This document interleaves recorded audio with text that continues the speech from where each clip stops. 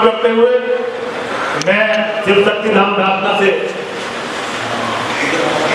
यति नरसिंहानंद गिरी आप सभी लोग जो मेरे निमंत्रण पर मेरी प्रार्थना पर यहाँ पर आए हैं, आप सभी के चरणों में नमन करता हूँ। आज एक विशेष कारण से मैंने जो है ये मीटिंग बुलाने का साहस किया। बहुत दिनों से मैं कोई मीटिंग बुला नहीं रहा था। आज एक विशेष लक्ष्य है मेरा। बहुत बुरी तरह से लोग जो है हिंदू राष्ट्र चिल्ला रहे हैं। आज जहां देखो हिंदू राष्ट्र की बात चल रही है।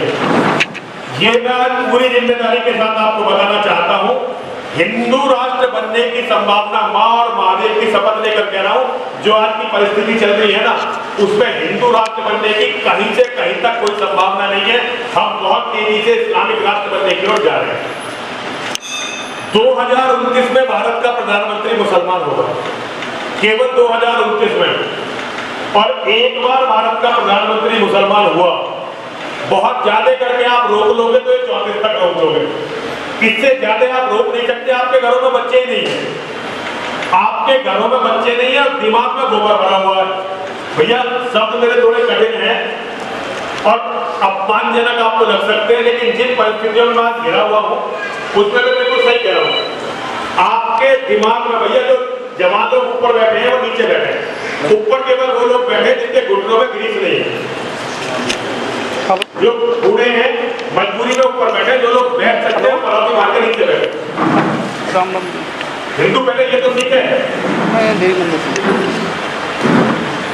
जिन लोगों को बैठने में दिक्कत है केवल वही लोग ऊपर बैठेंगे, बाकी जो बैठ सकते हैं वो नीचे बैठे। नीचे बैठना कोई अपमानजनक बात नहीं है। धरती में जो जुड़ा रहेगा वो गिरेगा नहीं। तो भैया आज हमें जो शुरू करना है वो ये शुरू करना है कि हम हिंदू के लिए रोजा सीखें। आज हमारा एक विशेष हमारा एक ट्रेंड है। अगर अभी एक हिमाचल प्रदेश में घटना हुई चंबा में, वहां एक हिंदू को आज लोगों काट दिया गया, तो आज सारा सोशल मीडिया पर उसकी चर्चा हो रही है। अभी कुछ दिन पहले तक वहां बीजेपी की सरकार थी और इससे भी घटित कहीं घटना नहीं हुई, लेकिन कभी चर्चा नहीं हुई, क्योंकि हमारे दिमाग में ये सेट है कि हम केवल राजनीतिक पार्टियों के गुलाम हैं। इससे आगे सोचने की हमारी क्षमता है ही नहीं। हमारे यहाँ योगी जी का राज है और योगी जी का मैं खुद बहुत सम्मान करता हूँ, लेकिन यहाँ से 8 किलोमीटर दूर मुसलमानों में भट्टी में एक हिंदू को डाल दिया। एक हिंदू को भट्टी में डाल दिया, 7-8 महीने पहले की बात है। और पुलिस वालों ने जबरदस्ती उसके घर वालों से लिखवाया कि हमें मुकदमा नहीं करना, हमें तो कुछ पैसे दिलवा। पुलिस वालों ने लिखवाया। कहीं कोई सोशल मीडिया पे कहीं कोई चर्चा नहीं है, क्योंकि ये हत्याकांड योगी जी के शासन में हुआ। पालघर के साधुओं की बहुत बड़ी चर्चा इस देश में हुई। पालघर के, क्योंकि वहां जो है राज बीजेपी का नहीं था। पालघर में अब तक कम से कम 20 साधु यूपी में मारे गए, कहीं चर्चा हुई कुछ? तो हिंदुओं की जो ये नीचता की पराकाष्ठा है कि भाई हमारे राजनीतिक दल में जो काम हो रहा है वो बिल्कुल अच्छा है, वहां चाहे सारे हिंदू मर जाए, चाहे सारी बेटियों से बलात्कार हो जाए।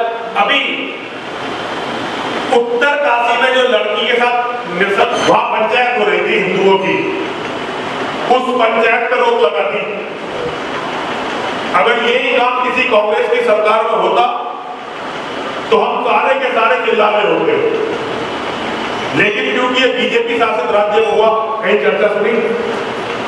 किसी बड़े यूट्यूबर ने, सोशल मीडिया इन्फ्लुएंसर ने, किसी ने इसकी चर्चा की? कहीं कोई चर्चा नहीं हुई। हम लाशों के सौदागर हैं। हम अपने लोगों की लाशों पर इतनी गंदी राजनीति करते हैं, इतनी बुरी तरह राजनीति करते हैं कि एक दिन हमारी इससे भी बुरी मौत होनी तय है। धर्म के गद्दार हम, अपने परिवार के गद्दार हम, अपनी धरती के गद्दार हम, हर तरह के गद्दार हैं।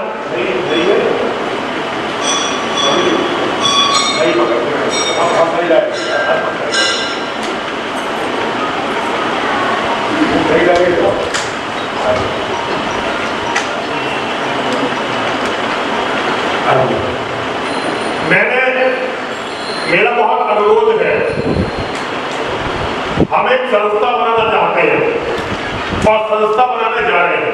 हमारी संस्था में कोई आए तो उसका बहुत स्वागत है और कोई ना आए तो ये और भी अच्छी बात है, क्योंकि संस्था में जितने लोग होते हैं उनकी जिम्मेदारी ज्यादा होती है। और मैं संस्था को धरती के लिए नहीं बना रहा हूँ, मैं संस्था इसलिए बना रहा हूँ कि हर हिंदू के लिए रोया जाए। हमारी इन नीच हरकतों के कारण सिरोही साहब स्थिति ये है, यूएनओ में जो लोग 10-10, 20-20 धार्मिक समूह के 10-10, 20-20 लोग पढ़ते हैं ना, तो उनकी भी चर्चा होती है। लेकिन 24 अक्टूबर 1945 को यूएनओ की स्थापना हुई थी, तब से आज तक एक भी हिंदुओं के साथ हुआ हत्याकांड कभी चर्चा यूएनओ में नहीं हुई, कभी चर्चा नहीं हुई यूएनओ में आज तक। क्यों? क्योंकि हमने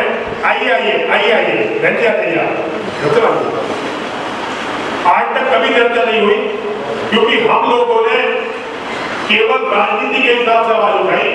और जहां हमारे लोगों की सरकार बन गई, फिर हमने ये मान लिया कि अब तो सरकार बन गया, भाई सिद्ध रहो, कोई दिक्कत की बात नहीं है।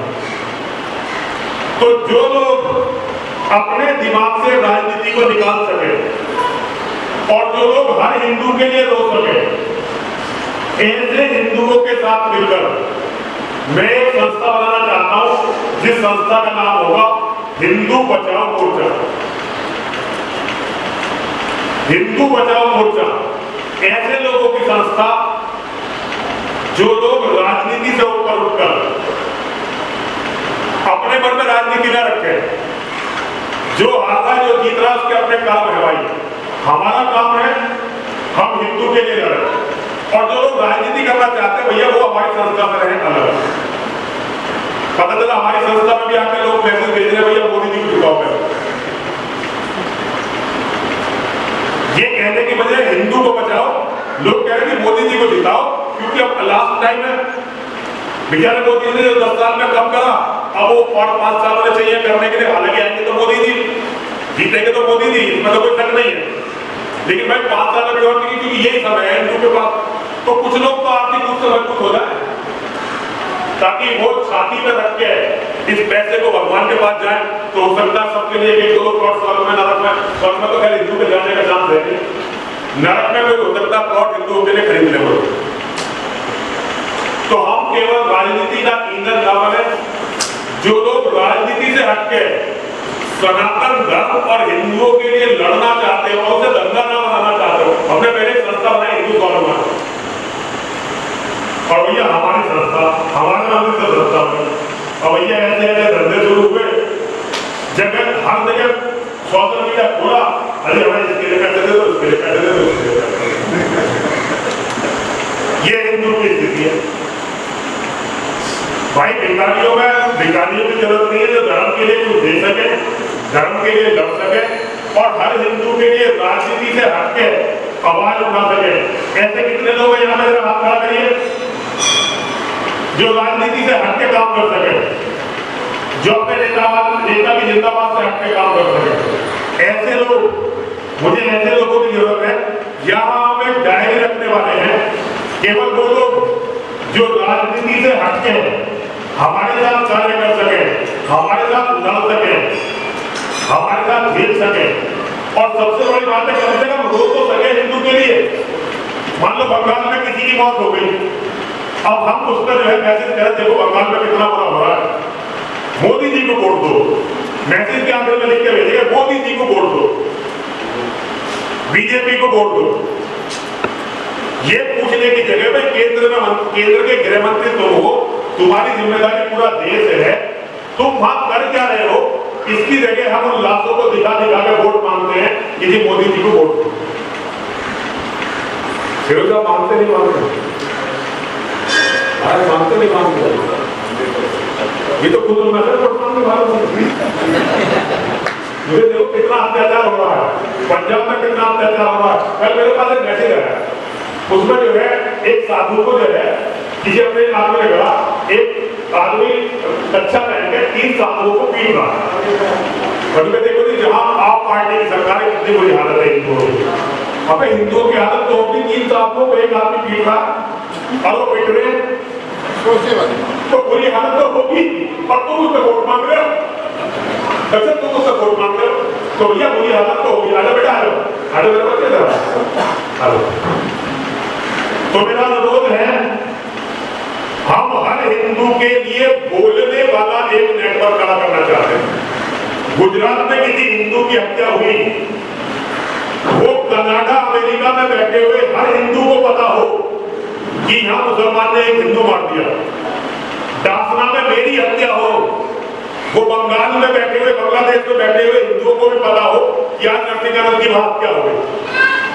कल किसी की भी हत्या हो, वो दुनिया के हर प्लेटफॉर्म पे दिखाई दे। ऐसी एक संस्था में बनाना चाहता हूं। इस संस्था में जो लोग मेरे साथ आ सकते हैं वो लोग बात करना चाहते हैं। 100 रुपये महीना देगा, वो एक तरह से इस परिवार का सदस्य है। हम जरूरत पड़ेगी, अगर हमारा कोई कार्यकर्ता मारा जाएगा कहीं भी, हम उसका बदला लेंगे, अपने कार्यकर्ता का बदला लेंगे। अपने कार्यकर्ता का हर कीमत पर बदला लेंगे। और अगर हमारा कार्यकर्ता मारा गया, उसके परिवार की जिम्मेदारी लेंगे।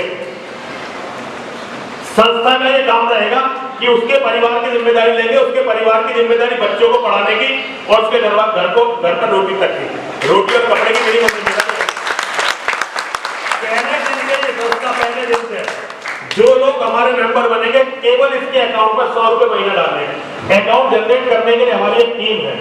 उस टीम के बारे में मैं सबको नहीं बताना चाहता, लेकिन संस्था का सिद्धांत है, हम हर हिंदू की आवाज बनेंगे। लेकिन हमारे परिवार पर अगर किसी ने अटैक किया तो फिर कोई कानून नहीं है भाई। ये संस्था का बेसिक सिद्धांत है। और इस बार किसी से नहीं, इस बार अन्य जिम्मेदार नहीं है, इस बार मोहित जिम्मेदार। इस बार मैं खुद अपने आप देखूंगा। मुझे एक सिस्टम जनरेट करना है कि हम हर हिंदू जो हमारे साथ है, हम गिरोह बना रहे हैं भाई, हम संगठन नहीं बना रहे, गिरोह बना रहे हैं। हमारा आदमी है, उसके लिए लड़ेंगे, उसके सम्मान के लिए लड़ेंगे। अगर हमारा आदमी जेल जाएगा, पैरवी तो करनी पड़ेगी उसके घर वालों को, सबसे पैरवी तो करेंगे उसके घर वालों को। जितने भी धन की जरूरत होगी उतने धन की व्यवस्था हम लोग करेंगे।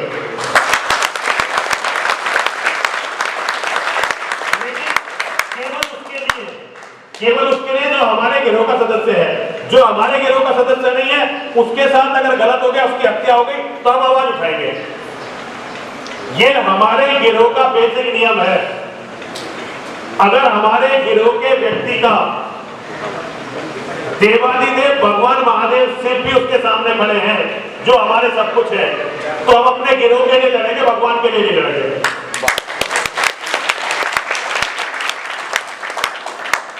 भगवान भी सामने आ जाए तो हम अपने गिरोह के लिए लड़ेंगे। तो जो इस गिरोह में रहेंगे, इसके लिए अभी हम लोग रणनीति बना रहे हैं। सारे जहां तक भी दौरा करना, मैं इसका दौरा करूंगा, पूरी दुनिया तक मैसेज देंगे। हमारे पास आईटी वालों की टीम है, प्रोफेशनल टीम, बहुत ज्यादा तो नहीं है क्योंकि अभी उतने साधन हमारे पास नहीं है। ये 100 रुपए जो हम कर रहे हैं ना, ये जो इसका केंद्रीय कार्यालय होगा, उसमें लड़कों को तनख्वाह देने के काम आएंगे। बाकी जैसे मैं अगर मुजफ्फरनगर गया तो मुजफ्फरनगर में जो भी मेरा खर्चा खाना पीना होगा वो मुजफ्फरनगर के लोग देखेंगे। मेरठ में जो होगा वो आप देखोगे। डीजल में अपने जेब से भर कर दूंगा, ये सबके लिए है। ना ना ना, मैं एक बात बता रहा हूँ भाई, जो इसका पदाधिकारी बनना चाहे संस्था का, उसे अगर कहीं जाना है तो उसे अपनी जेब से पैसे खर्च करके जाना पड़ेगा, ठीक है जी। खर्चा हमें जो पैसे चाहिए वो है आईटी के मजबूत प्रोफेशनल हायर करने के लिए। तो ऐसे ही नहीं है, हमारा इसमें हर महीने का खर्चा 1 लाख रुपया मिनिमम होगा। जब तक ये हमारी संस्था इस लायक नहीं होती, मैं प्रयास करूंगा कि हम लोग अपने आप मांग के, मैं अपने साथियों से, व्यक्तिगत साथियों से मांग के इसे पूरा करूंगा। लेकिन मेरा कहना यह है कि इसका ऐसा सिस्टम बनाइए कि पदाधिकारी और जितने लोग सक्रिय बने। 100 रुपये महीना जो हिंदू नहीं दान कर सकता वो किसी काम का नहीं है भाई, पहले तो ये समझ लो।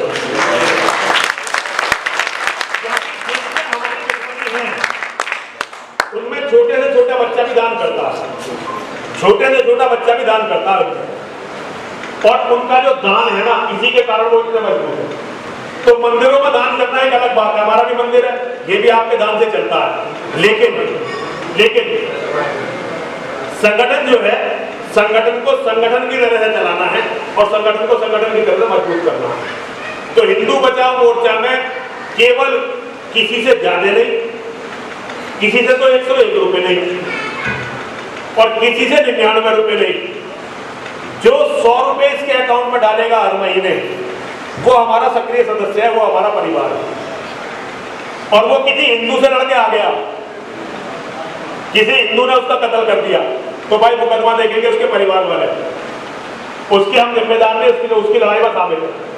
हिंदू बचाओ मोर्चा हर उस लड़ाई में शामिल रहेगा जो लड़ाई मुसलमानों से होगी।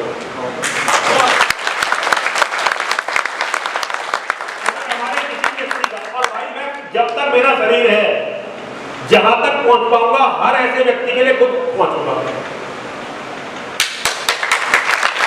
जब अपने किसी व्यक्ति की मदद करने की जरूरत पड़ेगी तो हम सोशल मीडिया पे भी और आप लोगों से सबसे अपने सदस्यों से कहेंगे कि भाई ये आदमी है, हमारे इस आदमी के साथ ये गलत हो गया, इसके लिए पैसे, और वो पैसे डायरेक्ट जाएंगे।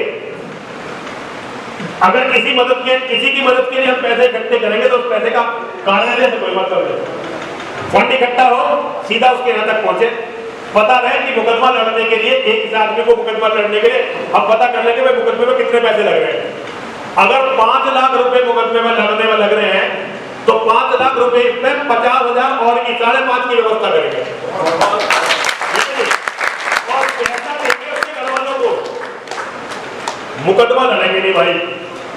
इसका कारण ये है हिंदू के लिए कितने अच्छा कर लो कि हिंदू किया नहीं, उन्होंने आके हमारा काम खराब कर दिया। अगर तुम अपने घर से मजबूत ना हो ना तुम्हारा ना कोई भी, अगर अपने घर से राजू भाई मजबूत ना होगा कि तुम्हारे घर वाले तुम्हारे लिए मुकदमा भी नहीं लड़ रहे तो तुम बेकार हो। तो भैया ये हमारे इसके बेसिक नियम हैं। हम जब इसकी नियमावली जारी करेंगे ना तो इन बातों को लिख के जारी करेंगे, लिख के जारी करेंगे हम, ये हमारे बेसिक नियम है। अब राजू भाई छोटी सी इतनी बात कह रहा था कि हम लोगों को ये ध्यान रखना है, पता चला हमने कहा कि हम एग्रेसिव रहेंगे, हम ये कहेंगे अपने घर जाके सो गए और टीवी में केवल इतनी बात आई, ये जो वीडियो रिकॉर्डिंग कर रहे हैं इन्होंने रिकॉर्डिंग अपनी चला दी और पता चला टीवी में सूचना बनी कि नरसिंहानंद जो है गृह युद्ध की तैयारी कर रहा है। पता चला नरसिंहानंद ने चूही का एक बच्चा मारा नहीं और पूरी दुनिया में वीडियो घूम रही थी, जाफना मंदिर में देखो इतने सारे हिंदू इकट्ठे हुए मुस्लिमों को मारने की बात कर रहे हैं, मरा हमसे चूहे का बच्चा नहीं। ठीक है भैया, तो भाई एग्रेसिव संस्था नहीं है ये शांत संस्था है। हर हिंदू के लिए कोई भी अराजनीतिक कोई भी ऐसी हमें कार्रवाई नहीं करनी है जो गलत है। केवल कोई हिंदू मर गया उसके लिए रोना है और वो सारी दुनिया तक पहुंचाना हमारा ये टारगेट है। उसके लिए हम अपने सदस्य को इंस्ट्रक्शन देंगे और भाई गिरोह का नियम है, इस गिरोह का जो सदस्य है उसकी हर जिम्मेदारी हमारी है। वो केवल अपने गिरोह के सदस्यों की जिम्मेदारी है। हिंदू समाज के ठेकेदार भैया ना हम कल थे, ना हम आज हैं और ना ही हम कल होने वाले हैं। हम हिंदू समाज के कुत्ते हैं। इतना ही राशन हिंदू समाज हमें देता कि हम भोग सकते हैं, वो हम काम कर रहे हैं भाई। और भैया अग्रेसिव बात करके सारे मिशन को खराब मत करो, केवल इतना बताओ कि हिंदू के रोने में आप लोगों का क्या सहयोग हो सकता है। आप लोग कहां-कहां इस मोर्चे का प्रचार कर सकते हैं। मोर्चे के 3 उद्देश्य मैंने बता दिए, महाराज जी भी आए, महाराज जी के चरणों में भी निवेदन करता हूँ। महाराज जी हमारे हिंदुओं के जो है अलग अलग जगह जो हत्या होती है वो एक जिले के बाद दूसरे जिले में नहीं पहुंचती, तो ये संगठन महाराज जी हम छोटा सा बना रहे हैं, हिंदू बचाओ मोर्चा। इसमें हमारा उद्देश्य ये है कि कहीं भी हिंदू के साथ कोई वारदात हो उसे दुनिया के हर कोने तक पहुंचाना। दूसरा महाराज जी किसी बेटी के साथ गलत बात हो उसे पूरी दुनिया में पहुंचाना, और मठ मंदिरों में अगर कोई हमला होता है तो उस खबर को पूरी दुनिया में पहुंचाना।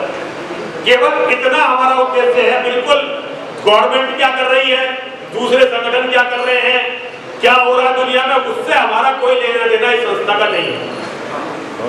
तो इस संस्था का केवल इतना छोटा सा उद्देश्य है कि हर हिंदू के साथ हो रहे अत्याचार को, मैं पिछले 27 साल से महाराज जी के चरणों में हूं और 27 साल से हम और महाराज जी हिंदुओं के सारे संगठनों के सारे खेल देख रहे हैं।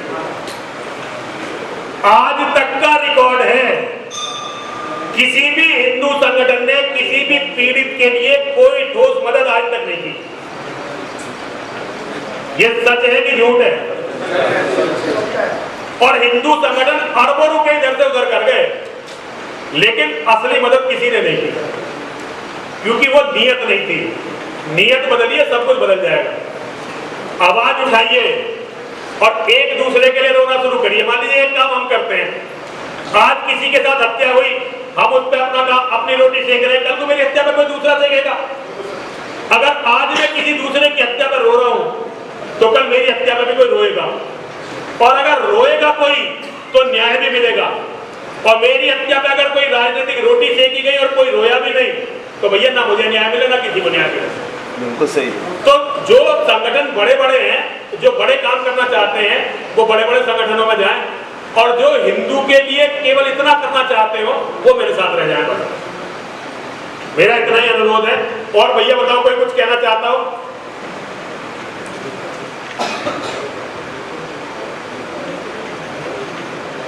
भैया किसी के पास कोई विशेष सुझाव हो इस बात को लेकर? तो कितने लोग मेरे साथ इस संगठन में रहने वाले, जरा हाथ खड़ा करो। तो सभी लोग अपना नाम, पता और फोन नंबर लिख दो। अब महाराज जी का आशीर्वचन हमारे लिए, और उसके बाद फिर